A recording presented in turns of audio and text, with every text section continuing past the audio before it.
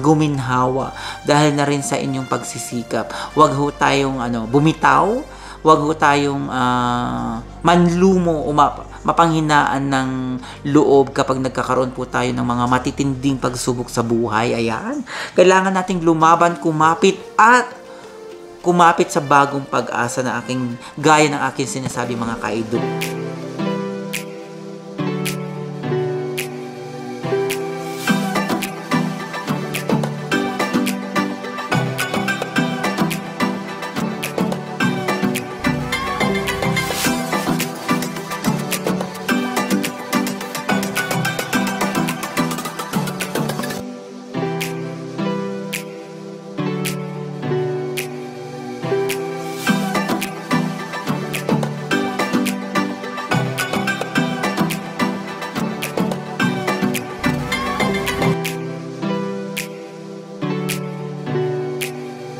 Hello mga ka-idol, bagong umaga, bagong pag-asa. Ayan, ito na naman si Labority mga ka-idol. Kumakatok sa inyong mga pintuan para tayo ay magkakwentuhan ngayong araw. Ayan, ano ba ang baon ni Labority? Ayan, kwento. Ayan, kwentong Labority na naman tayo mga ka-idol. Kamusta ho kayo? Welcome to your home. Welcome to Labority. Ayan, bagong umaga na naman talaga ang ating pagsasaluhan. Kasabay sa mainit kong kape mga ka-idol. Ayan, ngayong araw mga ka-idol ay napaka-special ang ating isi-celebrate. Ayan, isa sa ating mga ka-idol ay nagse-celebrate ng kanyang kaarawan. Walang iba kundi ako. Ano, Heart? Dito ka, oo. Celebrate natin ang birthday niya. Wala tayong pag-uusapan na nakilala natin siya dito din sa YT World at naging kaibigan na rin. Ayan ho mga ka-idol. Maraming salamat sa friendship mo ka-idol. Saan ka man naroroon, alam ko, lumalaban at kumakapit. Ayan, naghahanap buhay. Ayan. Yan naman talaga ang importante mga ka-idol. Paghahanap buhay, yan ho ang ating pag-uusapan. Mamaya natin pag-usapan kung sino ang tinutukoy ko dito na nagse-celebrate ng kaarawan. Oo. Nangangati ang aking, hindi leeg. Ito si Heart. Nangangati yung leeg mo, sabi niya. Hindi, lalamunan ko pag nadara-dry. Ito nga, magkapit tayo.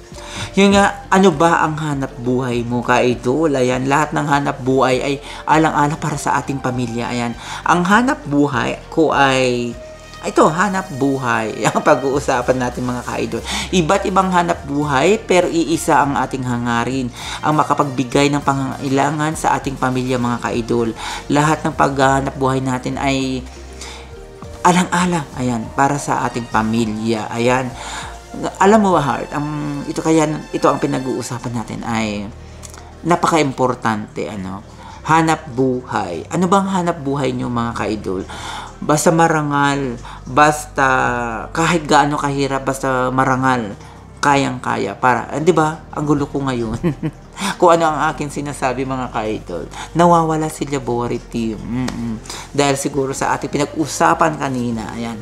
Ito na, pag-uusapan natin mga ka-idol, ang hanap buhay. Ayan. Ano ba ang hanap buhay mo? Kung ano man ang hanap buhay mo, basta marangal. Paulit-ulit ako, Heart. Nawawala talaga ako sa konsentrasyon. Oo.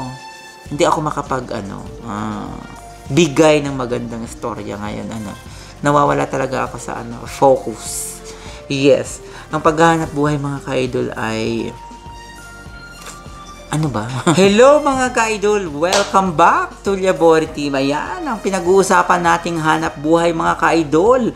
Lahat tayo ay may kanya-kanyang hanap buhay mga ka-idol. Iba't iba man, pero iisa lang ang ating hangarin. Ang maghanap buhay. Ikaw ka-idol, ano ba ang hanap buhay mo? Alam ko ang hanap buhay mo. Ayan. Kung ano man, minsan kasi ang hanap buhay natin mga ka-idol ay talagang bitbit natin ang pagpupursige, pagtsatsaga, at ayan, mga dahilan. Ano ba ang mga dahilan ng paghahanap buhay ng mga ka-idol? Siyempre, ang paghahanap buhay ni Labority ay para sa aking pamilya. Ayan, para sa aking mga anak. Future ng ating mga anak. Gaano man kahirap, gaano man kabigat ang ating mga hanap buhay, mga ka-idol, ay tuloy-tuloy pa rin tayo. Maraming mga ina dyan, mga magulang, ang nagtitiis. Unahin natin ang mga kwentong OFW, nalalayo sila sa kanilang mga anak, sa kanilang asawa, para makapaghanap buhay dito sa ibang ibang bansa. Tinitiis nila ang homesick, mga unang-una, ang homesick. Yan ho ang isa sa mga nilalabanan ng mga OFW para sa kanilang paghahanap buhay. Ayan, sa mga anak at mga asawa na naiwan, pahalagahan natin ang hirap ng kanilang dinadanas. Ayan, ang mga OFW, mga ka-idol, ay hindi lang homesick. Yan, bukod sa homesick, ganyan ang aking sinasabi, bukod sa homesick, ang pakikisama sa kanilang employer. Ayan, kung ikaw ay caregiver o nanny sa ibang bansa, yan ho ang isa sa mga madalas na gawain ng mga OFW, ang pakikisama sa kanilang employer. Ayan, swerte na lang kung ang employer mo ay mabait sa'yo. Swerte mo na kung ang employer mo ay sumusuporta sa lahat ng mga gusto mo.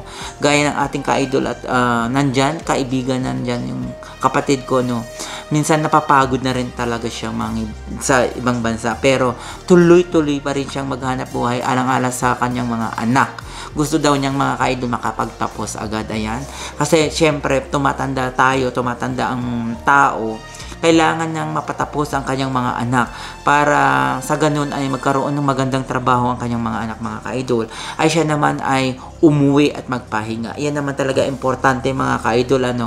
Binibigyan natin ng magandang edukasyon ng ating mga anak para pagtanda natin ay meron tayong sasandalan. Ayan, meron tayong inaasam-asam na panahon na tayo ay makapagpahinga na rin. Ayan, makapagpahinga. At ang mga anak nyo naman ang maghanap buhay. Ayan ho ang isa sa mga kwento na gusto nating ibahagi.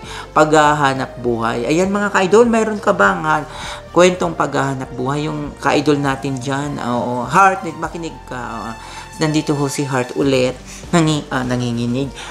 Nandito siya, hindi siya nanginginig, nangungulit. Ayan, sabi niya, ako may kwento ako. Yung kakumars daw niya naghahanap buhay para sa kanya. Lahat naman tayo, mga ka-idol, lahat tayo, Heart, ay ginagawa natin lahat ang paghahanap buhay para sa ating pamilya. Minsan tayo talaga ang mas nahihirapan. Yung mga taong naghahanap buhay ay mas nahihirapan kaysa mga taong umaasa lang. Ayan, ang ibig ko sabihin, yung mga nandito mga OFW ay sa kabila ng kanilang hirap na pinagdadaanan ay kinakaya alang-alang sa kanilang mga mahal sa buhay. Ayan, ano ba ang sa inyo ang salitang hanap buhay, mga ka-idol? Hindi yung klase ng trabaho. Kahit anong klase ng trabaho, basta mga rangal, pasok, sa banga. Yan, sandali ng mga ka-idol. Dadidigay na naman sila boritin. Digay ng digay sa mainit ng kape. Ayan, dito ho tayo inom. Hindi ako ganito lang. Nandun yung mainit, mamaya ko siya, ano lang to, display mga idol. Syempre, 'di ba? Wag natin laging lamig ang aking kape. Nalilito na naman si Labori Team Heart. Wala sa focus, nawawala ako sa focus. Ewan ko bakit. Siguro dahil sa pinag-usapan natin kanina, mga ka-idol. Mag-move on tayo sa ating usapang hanap buhay. Kasi ang paghahanap buhay natin, mga ka-idol, ay base na rin kung ano ang ating naging pundasyon, puhunan. Una, ang ating edukasyon. Pangalawa, ang ating pagpupursige at determinasyon. Rumangya ang ating buhay. Ayan, lahat naman ng tao ay may karapatang rumangya. Guminhawa ang buhay. Lahat ng mga ka-idol natin, mga kakupars na nandyan na nakikinig, alam ko na lahat tayo ay nanggaling sa ganung sitwasyon, ang walang-wala. Pero sa inyong pagsisikap, sa kabila ng inyong pagpupursige, pagtsatsaga, nakarating nyo ang inyong mga tagumpay. Ayan, ang palakpakan natin yung ating mga sarili. Lahat kasi ng mga kakupars natin, mga ka-idol at mga kaibigan na nakikinig dito sa kwentong Labori Team ay rumangya ang buhay. Ayan, guminhawa dahil na rin sa inyong pagsisikap. Huwag ho tayong bumitaw. Huwag ho tayong manlumo o mapanghinaan ng loob kapag nagkakaroon po tayo ng mga matitinding pagsubok sa buhay. Ayan, kailangan nating lumaban, kumapit sa bagong pag-asa na gaya ng aking sinasabi, mga ka-idol. Ayan, hanap buhay ho ang ating pag-uusapan.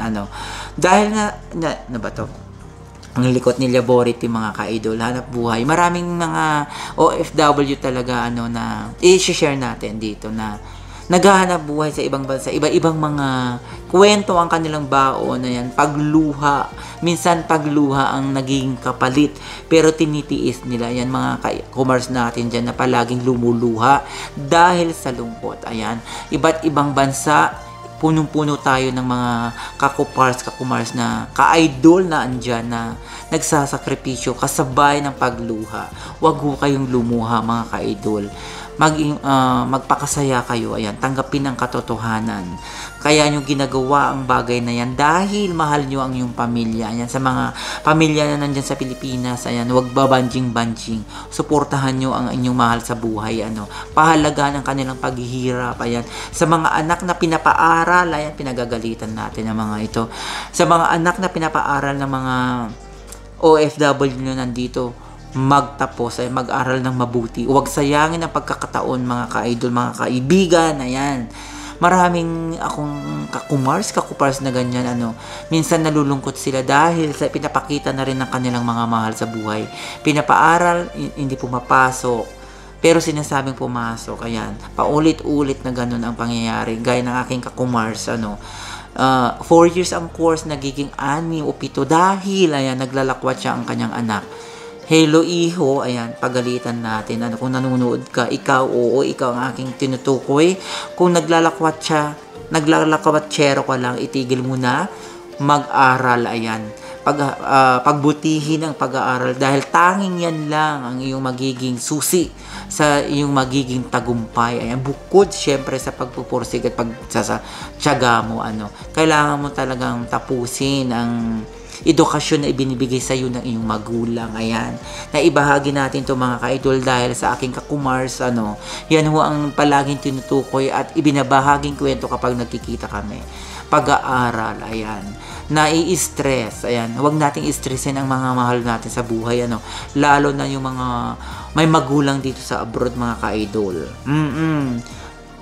Focus yan, tapusin kung ano ang gusto ng magulang, pati na rin siyempre sa mga anak, dapat kagustuhan nyo rin yung mga kinukuha yung kurso para dire-diretso tayo. Minsan kasi, mga ka-idol, kung anong gusto ng magulang, yun yung dinidikta sa mga anak, kaya minsan nangyayari ang mga bagay na ito, dahil ayaw nilang gawin ang pinagagawa ng magulang. Dapat pakinggan natin kung ano ang dinidikta ng puso ng iyong mga anak, kung anong mga kurso ang gusto nilang kunin. Ayan, para sa pagdating ng araw, makapaghanap buhay sila ng ayon sa kanilang kagustuhan. Ayan, halimbawa, nursing. Yung isang kakupars ko, pinaaral ang kanyang anak pero ayaw ng nursing. Paano siya, paano siya magpupursige sa pag-aaral kung ang gusto niya ay engineering? Parang ganun, mga ka-idol. Kaya, mga magulang, ayan, mga mahal nating kakupars, kakumare dyan, sundin natin pakinggan, sundin kung anong ang kagustuhan ng ating mga anak. Dahil pagdating ng araw, sila ang maghahanap buhay ayon sa kanilang passion, kumbaga. Kung sa bagay, mga ka-idol, ang edukasyon natin talaga, ito nga, importante. Pero minsan kasi nakaka-graduate ng nursing pero ang trabaho sales lady.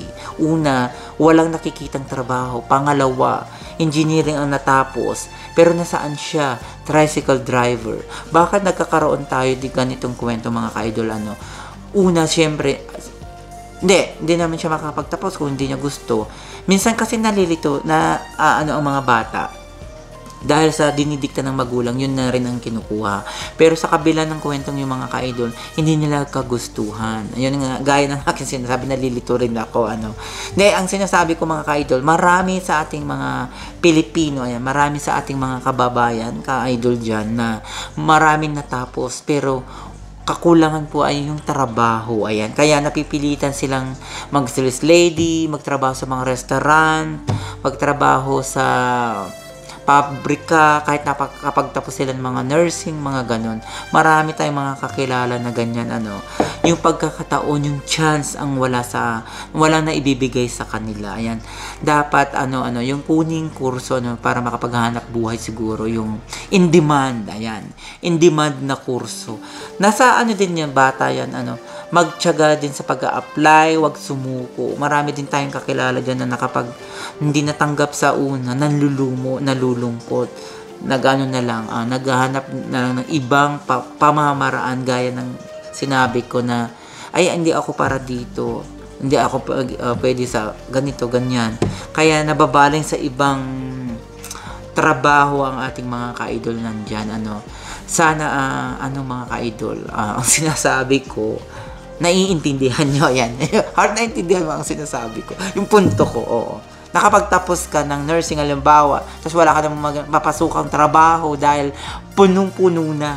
Ayan, 'di ba? Kaya napipilitan mag-self-lady na lang, magtrabaho sa mga restaurant. Sana wag ganun putulin natin yung ganung sitwasyon. Kung kaya lang nating bigyan lahat ng mga nakapagtapos ng nursing ng trabaho, gagawin natin, Pero hindi natin hawak ang ating tadhana, ang mga tadhana ng mga ito. Yun na nga mga ka-idol, sana napulutan nyo ng aral ang kwentong hanap buhay. Ang tanging gusto ko lang sabihin na ay ang paghahanap, kung kahit anong uri ng pagtrabaho mga ka-idol, basta marangal, pasok sa banga, ayan. Maghanap buhay tayo. Alam ko na ang paghahanap buhay nyo ay alang-alang sa mga mahal natin sa buhay. Ayan, tiisin ang mga trabahong mabibigat. Ayan, walang trabahong magaan. Dapat bigyan natin ng saya ang ating sarili sa pagtatrabaho. Ini-enjoy ang sarili. Ayan. Huwag ma-stress. Ayan, mga ka-idol. Gaya ng aking sinasabi. Kailangan natin i-enjoy ang ating mga trabaho. Minsan kasi hard, kahit gaano ka ka-enjoy sa trabaho, kung merong kupal na katrabaho, yun na. Ibang kwento na yun, mga ka-idol. Di ba? Kung sa bahay ka naman, employer mo ang kupal. Yung gaya ng ating kaibigan nasa Malaysia, ayan, Diyos ko, lagi niyang kupal doon yung amo. Pero nakatiis siya, 11 years. Sa 11 years, naging kupal na rin siya. Joke lang, mga ka-idol. Siyempre, pakikisama, ayan, pakisamahan natin ang ating employer. Huwag kalabanin, oo. Hindi ka magtatagal kung kakalabanin mo ang employer mo. Yan ang aral. 'Di ba? Sino? Si Chennis. Mabait si Chennis. Mabait ang kanyang employer. Hindi minamaltrato, hindi siya, ang tawag dito, they have a good relationship, ayan, between employer and the employee. Mahal nila ang isa't isa.